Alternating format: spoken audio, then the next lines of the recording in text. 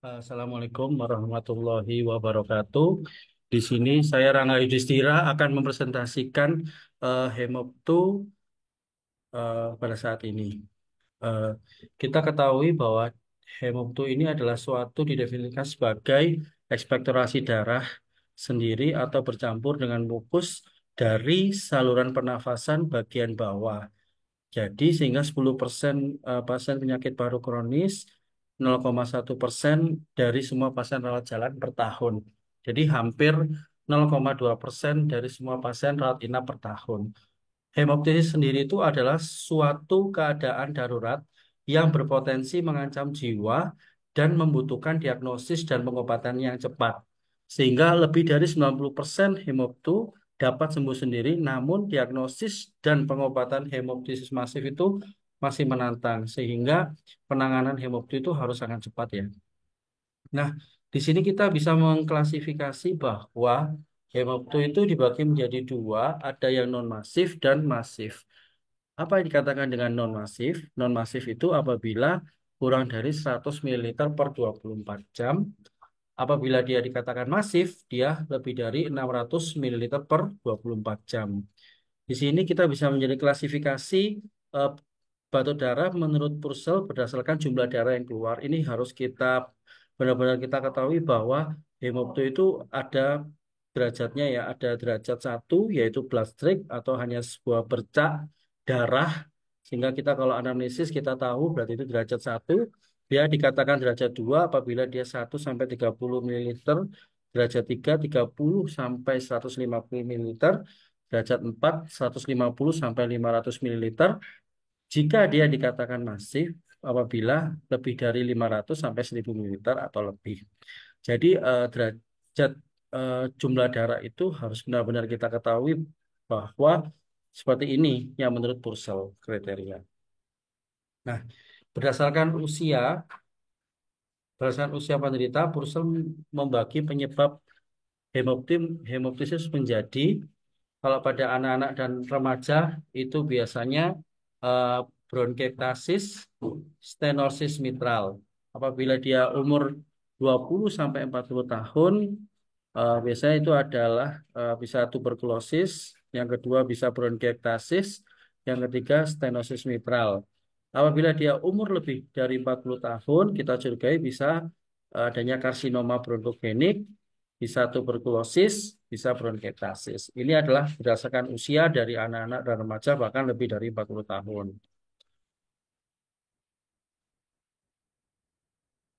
Nah, hemoptysis itu yang dikatakan dia bisa mengancam jiwa itu dapat didefinisikan sebagai hemoptysis yang pertama lebih dari 100 ml per jam, yang kedua bisa menyebabkan kelainan pertukaran gas atau obstruksi jalan napas atau yang menyebabkan ketidakstabilan hemodinamik.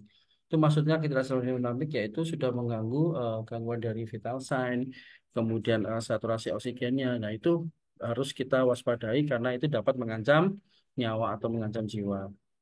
Nah, di sini kita bisa melihat adanya anatomi dan vaskularisti paru di mana sistem sirkulasi pulmoner itu yaitu sistem sirkulasi pulmoner yang berfungsi untuk pertukaran gas, kemudian tekanan rendah berkisar 15 sampai 20 ml hidragirum pada saat sistolik dan 5 sampai 10 ml hidragirum pada diastolik.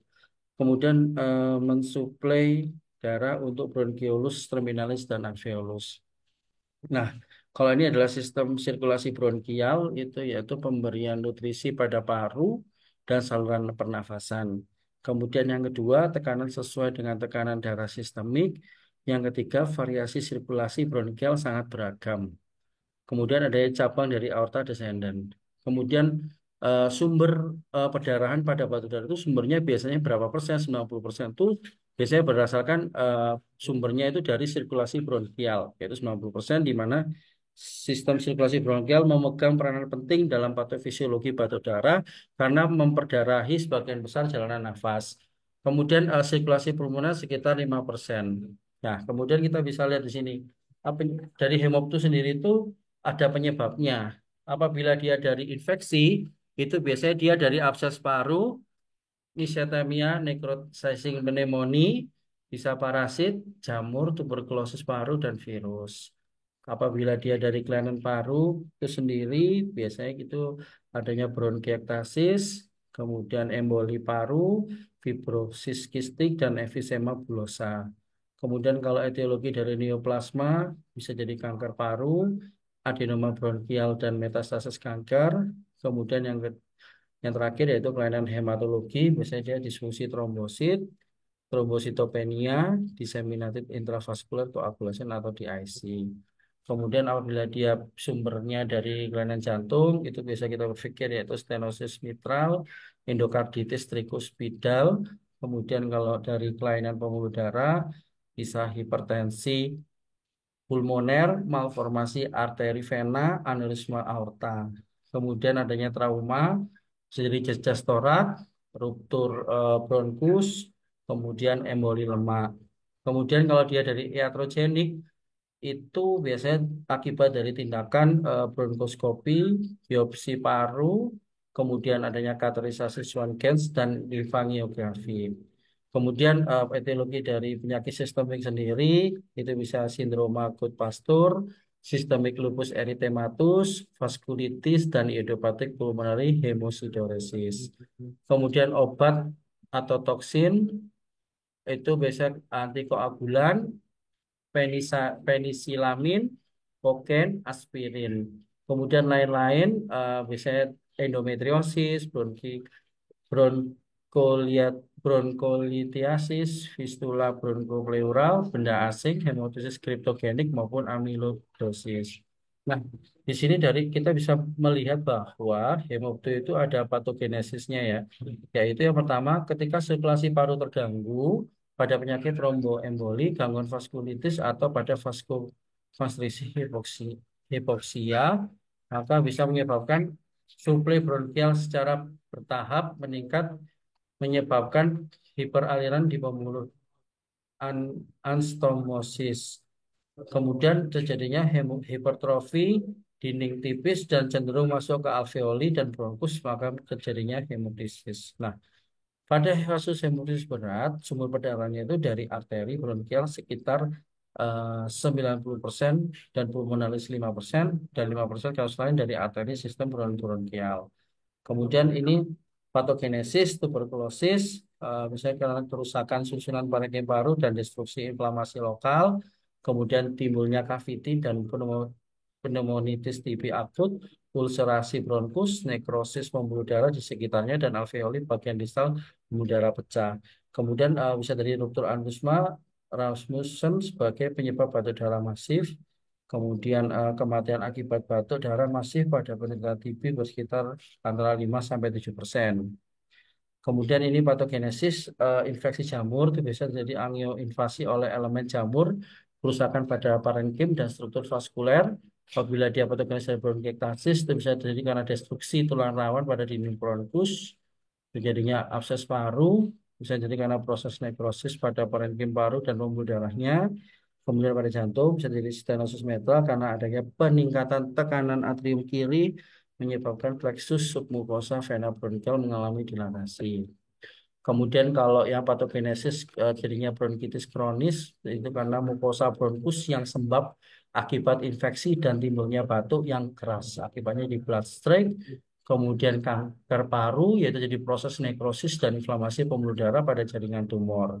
Kemudian hemoptysis kriptogenik atau idiopatik itu penyebabnya belum tahu dari sumber perdarahannya atau penyebabnya. Adelman dan kawan 71,9% penyebab hemoptysis kriptogenik itu adalah seorang perokok. Kemudian ini kita bisa melihat ya perbedaan batuk darah dan muntah darah, hemoptysis atau hematemesis, yaitu yang pertama dari riwayat penyakit. Misalnya pada saat kita harus bisa membedakan bisa dari riwayat penyakit, dari gejala, dari warna, dari pH, dari komponen lainnya, anemia, tes konfirmasi, bahkan sampai tes benzidin. Hemoptysis dan hematemesis yaitu riwayat penyakit kardiorespiratory, hematemesis itu karena suatu penyakit gastrointestinal atau hepatik, kemudian hemoptysis gejala bisa batuk, sesak nafas, nyeri dada. Kemudian kalau hematomesis itu biasanya mual, muntah, berah hitam. Kemudian kalau hemoptisis warnanya itu biasanya merah muda, berbusa. Kalau hematomesis coklat atau hitam. pH pada hemoptisis adalah alkalin atau basa, hematomesis asam.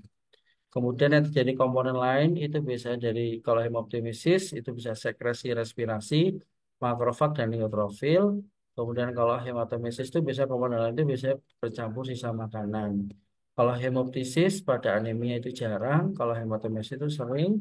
Nah, tes konfirmasi kalau pada hemoptimesis bisa kita lakukan tindakan bronkoskopi, kemudian hematomesis bisa kita lakukan endoskopi. Nah, pada hematomesis dan hematomesis pakai tes benziden itu kalau hematomesis itu negatif, kalau hematomesis itu eh, positif. Nah, kemudian kita kalau ingin mendiagnosis dari hemoptu itu bisa berdasarkan tiga ini ya, yaitu anamnesis, pemeriksaan fisik, dan pemeriksaan penunjang. Jangan lupa itu tiga yang harus kita pelajari. Anamnesis yang pertama kita tanya bagaimana batuk darahnya. Apabila dia ditanyakan ada POS atau positif, biasanya kita curiga adanya suatu infeksi. Kemudian kalau tidak ada POS, biasanya kita curiga adanya TB, CA atau infak paru. Biasanya kalau dia batuk darahnya dia biasanya bau busuk, biasanya kita curiga adanya abses paru. Kemudian adanya pink frosty sputum, saya curiga ada edem paru. Kemudian yang kedua kita lihat dari pola batuk darahnya seperti bagaimana. Kemudian yang ketiga menanyakan riwayat penyakit sebelum faktor resikonya, apakah pasien merokok, usia atau ada trauma dada sebelumnya. Kemudian gejala lainnya menyertai misalnya ada penurunan berat badan. Nah, di sini kita bisa lihat dari pemeriksaan fisik. Nah, dari pemeriksaan fisik ini sangat membantu ya, membantu diagnosis penyebab dari hemoptisis tersebut. Yang pertama, stridor dapat memberi petunjuk tumor atau benda asing di daerah trakeolaring. Kemudian yang kedua, perforasi septum dapat menunjukkan granulomatosis Wegener. Kemudian adanya jari tabu atau clubbing finger memberikan petunjuk kemungkinan keganasan intratorakal. Kemudian terakhir adalah supurasi intratorakal, itu abses paru, bronkiektasis. Kemudian yang terakhir itu adalah pemeriksaan pemeriksaan TB paru, YBT yang positif, jamur paling kultur jamur positif, pneumonia ada pertemuan positif, CA paru, histologis sputum. Misal lab itu bisa menentukan HB, auto perdarahan dan pembekuan CT atau PT. Kemudian pemeriksaan penunjang bisa melakukan pemeriksaan radiolotorak, plan fototorak, gambaran sesuai penyakit yang mendasari terjadinya hemoptisis seperti adanya gambaran fungus bal pada jamur paru, kemudian adanya gambaran kavitas atau fibroinfiltrat pada tipi paru, kemudian adanya gambar massa tumor. Kemudian kita bisa lihat CT scan torak, yaitu baik untuk bronkiektasis atau karsinoma bronkus yang berukuran kecil. Kemudian pemeriksaan sebaiknya dilakukan sebelum bronkoskopi kecuali dalam kegawat daruratan. Nah, di sini CT scan pada karsinoma, gambaran MDCT aksial pada mediastinum, yaitu yang ada gambar panah tersebut, yaitu adalah jaringan lunak di hilus kanan ke dalam lumen bronkus utama distal yang ada gambar panahnya tersebut dan mewakili karsinoma sel squamosa. Kemudian adanya efusi pleural kanan juga terlihat. Nah, ini adalah gambaran CT scan pada TB, CT angiogram paru, terdapat lobus bawah kiri hampir kolaps konsolidasi lengkap dengan dua lesi kavitas, kemudian ada pseudoaneurysma kecil berukuran 5 kali 6,6 kali 5 mm yang timbul dari cabang submental arteri, segmental basal, lateral kiri bawah kiri yang berdekatan dengan lesi kavitas dengan latar belakang tuberkulosis. Kemudian bisa kita lakukan tindakan bronkoskopi ya, yaitu bronkoskopi bisa dilakukan atas indikasi terapeutik atau diagnostik.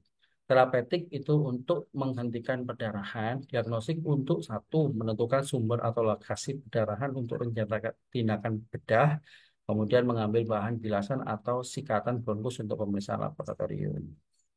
Nah, di sini kita bisa lihat visualisasi bronkoskopi darah di bronkus utama kiri yang berasal dari pinggiran lobus bawah kiri. Kemudian ini adalah bronkoskopi fibrotik fleksibel pada pasien dengan hemoptisis masif yang sangat banyak ya.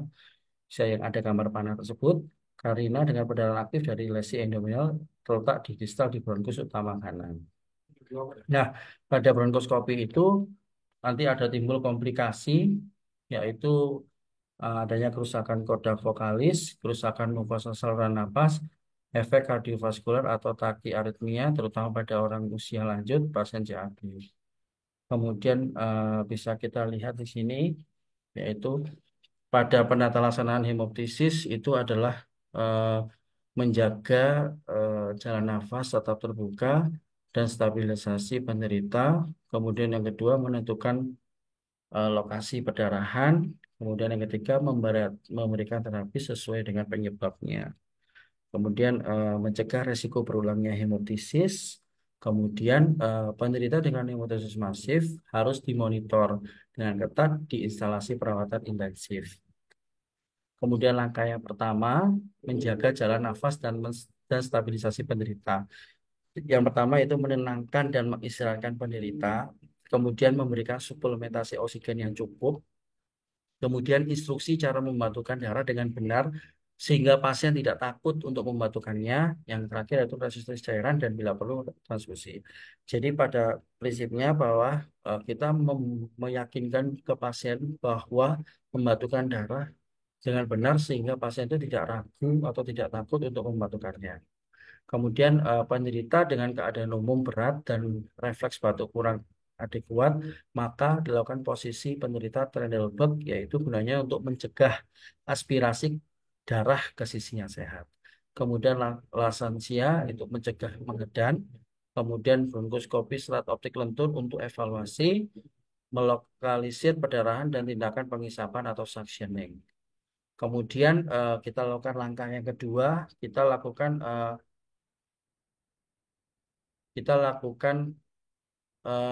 pemeriksa mencari sumber dan penyebab perdarahan, yaitu pemeriksaan radiologi, fototoraks, bisa lakukan fototorak, CT scan, USG, angiografi, bronkoskopi, BSOL maupun bronkoskopi kaku. Kemudian yang ketiga yaitu pemberian terapi spesifik. Yang pertama adalah bronkoskopi terapeutik bilas bronkus dengan larutan garam fisiologis dingin atau ice saline lavage. Kemudian pemberian obat topikal adrenalin dengan konsentrasi 1:20.000. Kemudian tamponet endobronkial. Kemudian yang kedua melakukan fotokoagulasi laser untuk terapi paliatif perdarahan endobronkial. Kemudian adanya terapi non bronkoskopik, yaitu pertama pemberian terapi medikamentosa, bisa lakukan vasopresin intravena, kemudian pemberian asam tranexamat atau antifibrinolytik, kemudian vitamin K, vitamin C, kemudian kortikosteroid sistemik pada autoimun. Kemudian adanya gonadotropin, releasing hormone agonis atau GnRH atau danazol, hemoptysis katamenial. Kemudian antitusif kontraindikasi, kemudian antituberkulosis, anti jamur ataupun antibiotik. Kemudian bisa kita lakukan radioterapi, terutama yang disebabkan oleh proses tumor paru. Nah, kemudian adanya embolisasi arteri bronkialis dan pulmoner. Teknik ini terutama dipilih untuk penderita dengan penyakit bilateral fungsi paru sisa yang minimal, yaitu penolak operasi ataupun memiliki indikasi tindakan operasi. Nah, di sini adalah proses pembedahan. Proses pembedahan adalah modalitas yang efektif untuk mengontrol hemoptisis pada pasien dengan penyakit lokal. Kemudian mortalitas 2% dan 18% itu penanda keparahan penyakit yang mendasari. Kemudian mortalitas hingga 50%. Operasi dilakukan secara ekstensif atau dilakukan dalam keadaan darurat. Kemudian pembedahan juga sangat berguna untuk kondisi dengan risiko tinggi kekambuhan setelah embolisasi arteri bronkial. Nah, kemudian dari semua tersebut ada tujuan terapi, dari terapi konservatif yaitu hemoptysis ringan atau sedang seringkali dapat dikelola dengan pengobatan konservatif dari patologi yang mendasarinya. Misalnya bisa dilakukan pengobatan infeksi atau tindakan antiinflamasi. Kemudian tujuan terapi dari bronkoskopi sendiri yaitu tujuan utamanya adalah untuk memastikan pertukaran gas yang cukup dengan membebaskan saluran udara dari darah dan kemudian menjaganya tetap bebas. Kemudian yang kedua adalah isolasi daerah yang terkena dengan oklusi bronkus yang relevan untuk mencegah limpahan darah ke saluran udara lain dan bagian lain dari paru. Kemudian kontrol perdarahan dengan pengobatan lokal dari sumber yang terlihat. Kemudian tujuan terapi dari embolisasi arteri bronkial yaitu untuk pengurangan tekanan perfusi arteri sistemik di arteri bronkial di daerah yang terkena untuk menghentikan pendarahan. Kemudian tujuan terapi dari pembedahan itu sendiri adalah untuk menangani pada pendarahan yang disebabkan oleh penyakit tumor nekrosis, tuberkulosis cavernosa, atau aspergilloma refraktori, dan ketika embolisasi arteri bronkial yang gagal. Nah, kemudian di sini ada komplikasi. Komplikasi yang pertama bisa asfiksia, kemudian kegagalan sirkulasi, kemudian bisa jadi pneumonia aspirasi, kemudian atelektasis. Nah, di sini kita bisa melihat dari prognosis, apabila hematosis ringan, pada lebih dari 90% kasus memiliki prognosis yang baik, hemoptisis masif memiliki angka kematian yang tinggi, kemudian prognosis dari hemoptisis harus selalu dianggap sebagai komplikasi yang serius dan berpotensi mematikan. Terima kasih.